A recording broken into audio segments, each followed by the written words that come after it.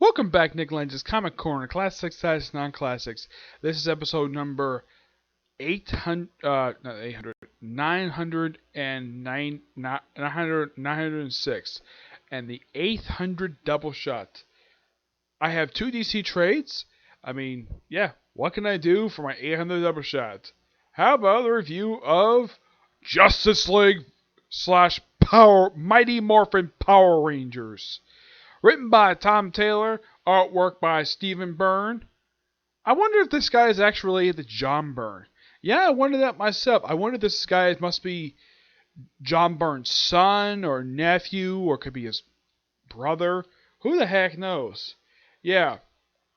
Of course, this crossover starts out kind of like Flash Forward in the future, with basically them already teamed. Then of course that's like a flash forward to the future, and then we flashback where we have the Rangers fighting against Lord Zedd, and they get some fighting in, and they were also looking for Alpha 5, who mysteriously disappeared.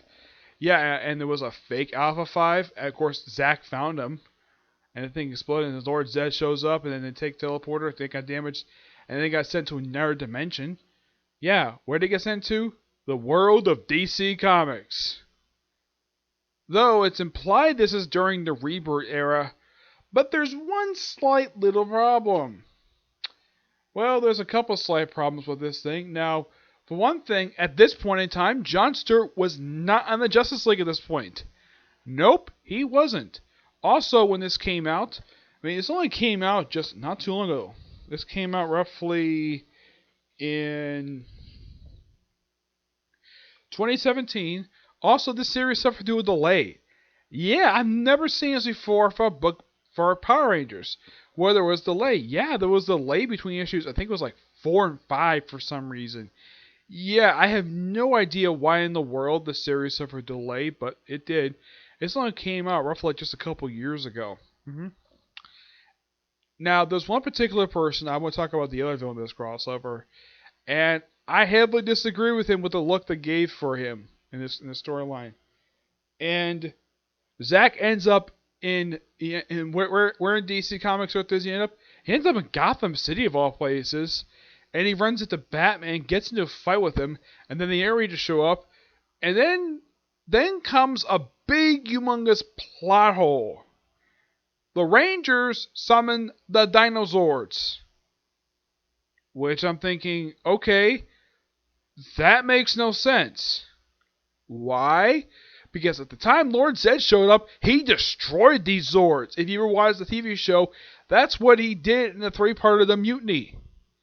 Yeah, that's basically what he did. He destroyed these Zords, and of course the pieces of these Zords in the storyline for the show were made into the Thunder Zords. So they should be using the Thunder Zords at this point, not the Dinozords.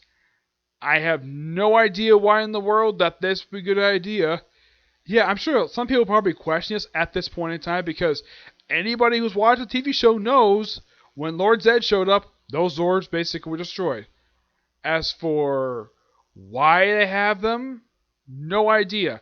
Also, how are they able to summon them on the world in the DC Comics universe when they're actually in hidden locations across their own planet? Yeah, this honestly makes no sense at all of how the heck this happened. And then all of a sudden the rest of the Justice League show up. Yeah, which for some reason they have John Stewart on the team. Even though when this came out, he was clearly not on the roster at the point. Do you know who was in his roster at this point in time? Why, it was Simon Baz and Jessica Cruz. Which, of these two, Jessica Cruz is on Justice League Odyssey. Simon Baz has completely disappeared because apparently no one cares about this character except for Jeff Johns and Sam Humphries. And of course, Brian Hitch did feature him in the book. Though John Stewart will rejoin the roster last year, but I don't honestly know why they did this for. And then, of course, we reveal who actually is the one who Lord Zedd teams up with. It's freaking Brainiac. Now, when I saw this look, one person did not like this look because they thought it was a look from Super Friends. Okay, last time I checked, this is not the look from Super Friends. This is a look that John Byrne himself gave to Brainiac in 2008. Yeah, this is not the Super Friends look. This is the John Byrne look. Okay, I'm looking at this and I'm like, that's not Super Friends. This is John Byrne. Yeah, this is a guy who I disagree with him his opinion about this particular. He thinks it's a Super Friends look. I say it's a John Byrne look. Who am I talking about? Why, it's Ed the Blue Goblin. Yeah, I very much disagree with him when it comes to Brainiac and the storyline. I have personally never talked to him in person. Mostly I've just commented on his videos and have watched his videos in the past. The guy barely has done anything the past couple of years because, well, he's had his own busy life. Of course, I still produce videos while he did produce a video for almost an entire year. Until it's like late last year. Yeah. And then, of course, like, when they realized that Brainiac showed up, yeah, then all of a sudden he sends his minions after, like, to attack of course, they set all of the planet. Yeah, and Zack has the most best line of the whole comic. He says, Batman, get in the Mastodon. Which I thought was so funny. And how they revealed they were not actually the bad guys was one we were using the lasso of truth on Kimberly. Why the heck not? I even thought it was so funny where Superman just flies up to the pterodactyl Zord and says, "Young lady, can you pull over this? Can you pull over, please, and get out your dinosaur, your pterodactyl robot?" I thought that was so funny. Of course, they go across the planet. Of course, Batman goes with Zack. I believe Superman goes with Jason. Cyborg works with Billy, and Cyborg gives him a quick uplink to the Justice League Watchtower, which that makes appearance in here. Too bad when this book was coming out, Brian Hitch just didn't give a damn about featuring the Watchtower his own damn run. Yeah, it's like he completely forgot this thing exists. Yeah, can you think of any issue he wrote for Justice League where it actually featured the Watchtower, or at least made a reference to it? Because see, like, a lot of the time, Justice League are just fighting other people instead of, having time with the Watchtower. Which generally, like, every single writer before him and after him have pretty much done. Yep. And of course, they have Zed's forces, Zed and Brainiac's forces, take the Zords and the power coins, even the communicators, which I thought that was weird. I mean, taking the power coins, that's nothing unusual, but taking the communicators, that was kind of weird. And so they gave these people outfits in order to remain autonomous. Jason pretty much dressed up as Red Hood. Trini dressed up as Katana for some reason. Kimberly dressed up as Hawk Girl. Billy, let's see, who did he dress up as? Because they gave him like various different outfits, and of course this is kept on the Javelin. And let's see, yeah, they kept this on the Javelin. Yeah, because apparently they took the scenes from the Just Like trophy room, and how they got back to on Earth is actually quite ingenious. They use a Heracliter instead of using. Yeah, I do agree with this. They should have used the cosmic treadmill to get back to them. Nope, let's use this particular device, which actually is real from what I know about it. Yeah, I personally have never seen the thing in person, but I know it's real. Let's see. They have, Jason getting Azrael's sword because, he loves swords. Let's see. We also have, I think it's Tommy dressing up as wearing the Lex Luthor outfit. We have Billy dressed up as Prometheus. Yeah, frickin' Prometheus. Now, I do have a theory of why they had Trini dress up as Katana. Because they're both Asian. That is the only theory I have of why they had Trini dress up as Katana. Let's see. Yeah, Billy was Prometheus. Tommy was Lex. He wore the Lex outfit with some other helmet. And, of course, Jason was Red Hood with Azrael's sword. They eventually did get the power coins back. And they defeated Zed, took it back to his own world. And, of course, Brainiac himself got defeated. Well, they did take. Apparently, Brainiac also apparently decided to shrink the command center in a different tube and gave it to Zed and gave it sort of a small necklace. They even had the whole thing of how Zed does the whole monster growth thing, pumping it. Basically, it's this giant incendiary grenade, which is similar to a device they use in Star Wars, except it's a little bigger and has a little ball on top. And what he does is that he throws this thing in the ground, almost similar to that of how Rita threw her staff at the ground. At least this makes more sense disappearing, and how Rita got her staff back was actually never explained in the show. Never even the Sentai this was explained. Excuse me. It just like this was like a magical. It's like the staff was basically a yo-yo. At least in the case of Zed's way, it looks like a freaking grenade. Yeah, but Alpha used and grew himself and the monster, the giant size. He's able to beat the crap out of him. Yeah, apparently the person who took him was Brainiac, which I'm thinking, how the heck was this possible? Yes, how in the world did Brainiac take Alpha 5? They're in completely different dimension. Yes. So eventually Brainiac is defeated, and Angel Grove is put back where it should be. And of course they did go back to the command center. Everything's restored to normal. Brainiac's ship and his stuff is taken back to the universe. And apparently there's a small imprint of Brainiac in Alpha 5, hinting at a possible sequel. But who knows? This by far was really, really good. I thoroughly enjoyed this. I mean, despite the massive plot hole with the dinosaurs, this is actually a really damn good story. I give this book a 9.5 out of 10. I mean, if they wanted to feature the dinosaurs, why not have Rita as the villain? Why Zed? Because nostalgia. And of course, they do in fact do this. I would have loved it if they show in the comic the transformation sequence for the Megazord, because it's an awesome thing to see on there. If you ever watch Mighty Morphin Power Rangers, it's one of the best things you see on the show is the transformation sequence. It's one of the best things. Awesome. Yeah, I don't really know why they just, it's like, oh, they get dinosaurs back, and the next panel, oh yeah, they're basically transformed. Alright, now featuring another book featuring Batman. We have Batman, The Dark Knight Detective, Volume 2, which collects issues of the Detective Comics 583 to 591 in A number 1. In the first issue in here, we have the first appearance of Ventriloquist and Scarface. Yeah, those who familiar with these characters only with the Batman animated series, and of course when they appeared on the Batman TV show. Yeah, this comic is their very first appearance in the comic, in the comic universe. And of course you have issues written by Alan Grant and John Wagner mostly, with some issues also written by Denny O'Neil, who just does the annual. You also have Lewis Keller and Stephen Feschel. The artwork is done by the late Norm Bofferger, who passed away last year, Claus Johnson, and Dean Hospital. Mike Mignola here does the cover. Which is the same cover they use in the comic book, which I think this is a Mike Mignola cover. Now, those of you curious though, what did Ventriloquist and Scarface look like in their debut appearance? Here's the first appearance.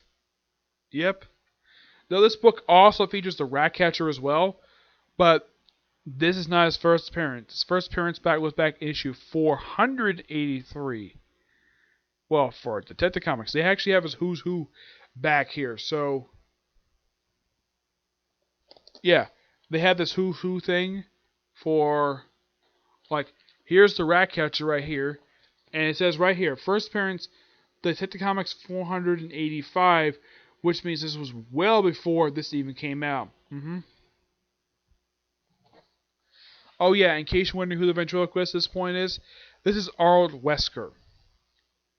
Yeah, he's the original ventriloquist. He was a ventriloquist for a long time. Yeah, up until like the mid-2000s, he was the ventriloquist, and he died, and he got replaced by a woman.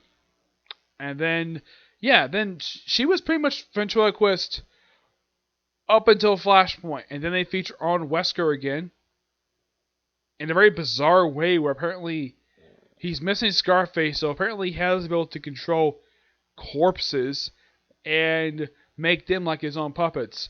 And then after the storyline wrapped up, he was sort of retconned existed by Gail Simone when she created the female ventriloquist, which I actually kind of like this character. Yep. And then Arnold Wesker did actually make a return in the pages of Tom King's Batman in the Suicide Squad arc in the I Am Suicide, and that's really it. Yeah, that was his last appearance today. Scarface ventriloquists are basically, well, they're a group of people who run their own gang and they commit crimes. Basically, these two are sort of B-list villains. They're not very well known outside the comics that much. I mean, people probably know them from the Paul Dini Bruce Timm animated TV show Batman animated series. That's probably a lot of people. That's for probably a lot of people who don't read comics. That's probably the only time they've heard of these two. But at least these two are kind of known. Unlike I'd say like people like Joker, Penguin. Penguin actually does make an appearance in here, though for some reason he's drawn like Burgess Meredith. No, I have no idea why he's drawn like this. It's just that he is. Ventriloquist himself is only in the first few issues before he's basically defeated. He still does occasionally appear after this, but not very much. I mean, aside from him, we have the Ratcatcher. And no, like I said, this is not his first appearance, but yeah, appearance with a Ratcatcher, which, not surprising, because Alan Grant created this character. Yeah, this is nothing unusual.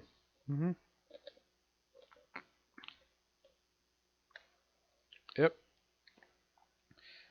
Yeah, and this lasts for a good 2 issues.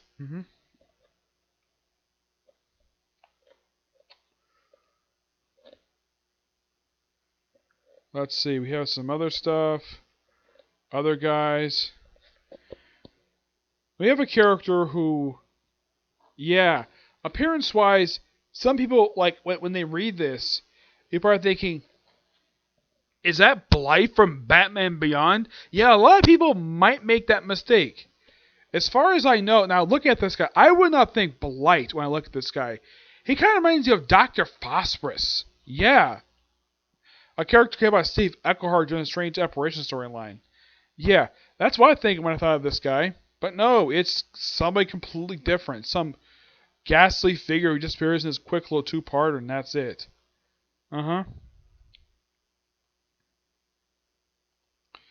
Let's see. We also have Poison Ivy appears for a couple issues, who appears in issues not written by Alan Grant and John Wagner. This one's done by Steve Purcell and Lewis Miller.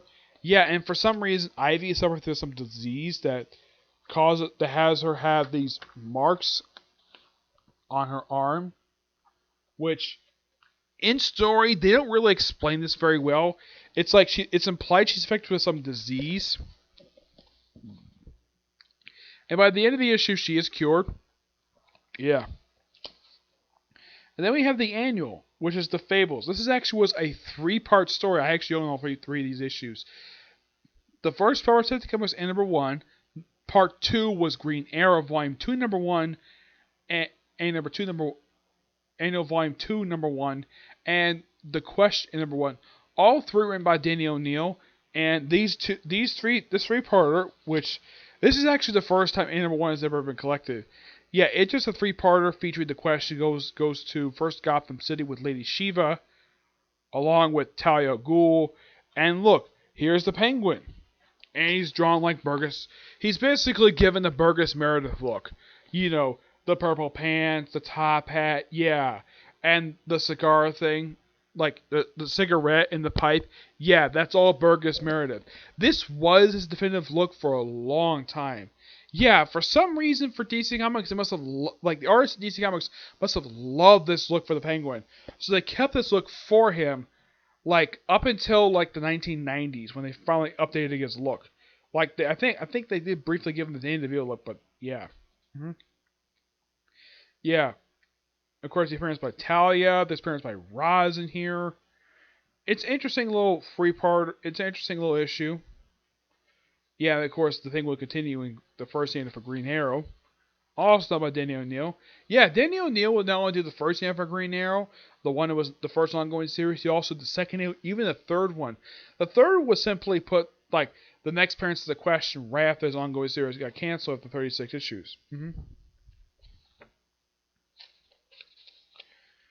The remainder of the issues in here, the last couple issues are just Batman suffered through something else. Yeah, it's just an okay last couple issues. But when I saw this, I'm like, okay, we have Batman shows up, and I'm like, did the artist forget something? Yeah, when I saw this picture, I'm like, and I look at the rest of the issue. Yes, the artist Norm Barfugger forgot to give Batman his utility belt. Yeah, I'm like, what the heck is this? I mean, this is Batman and no utility belt? Yeah, and what's with the bat still be so freaking huge? Now, I think Norm Barfugger did the artwork for this. It seems like we got a bit of a shift in artist. Let me look here. The artwork in here is done by... It is done by Norm Barfugger, but what the heck? What? It's like, even when I read this again, I'm like, wow. It's like, okay, his Batman was good for one page, and I come across this like, what? What is this? This is so bizarre. It's like, yeah, the rest of the book, he completely forgot to give me his utility belt. In story, there's no explanation for this at all. It just Batman without his utility belt. But next issue, they do fix that by giving his back his utility belt. And we have no Bonfigure student in the artwork. And it's like, man, this artwork got so bizarre for the last couple issues. But yeah, this actually is really good. And I do highly recommend it. I'm hoping the library gets their hands on the second volume of Batman Cape Crusader. Yeah, because I really do enjoy reading these issues. And these issues came out from the period of 1986 to 1988. From February 1988. Yeah, February to